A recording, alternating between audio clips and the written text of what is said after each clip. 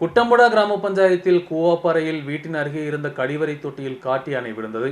காவலர்களும் வனத்துறை அதிகாரிகளும் சம்பவ இடத்திற்கு விரைந்து வந்து ஜேசிபி உபயோகித்து காட்டு யானையை வெளியெடுத்தனர்.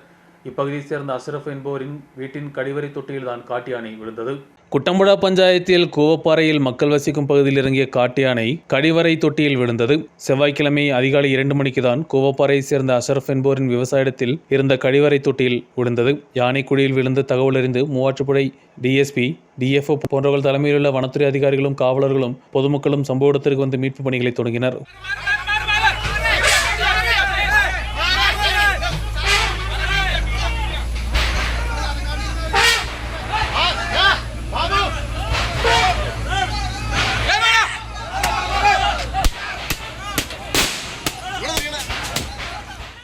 தொடர்ந்து ஜேசிபி இயந்திரம் உபயோகித்து குழியின் 2 பக்கங்களிலும் நிரப்பி காலை 5:30 மணிக்கு காட்டு யானையை வெளியே எடுத்தனர். தொடர்ந்து காட்டு யானையை பாதுகாப்பாக காட்டுக்குள் அனுப்பி வைத்தனர்.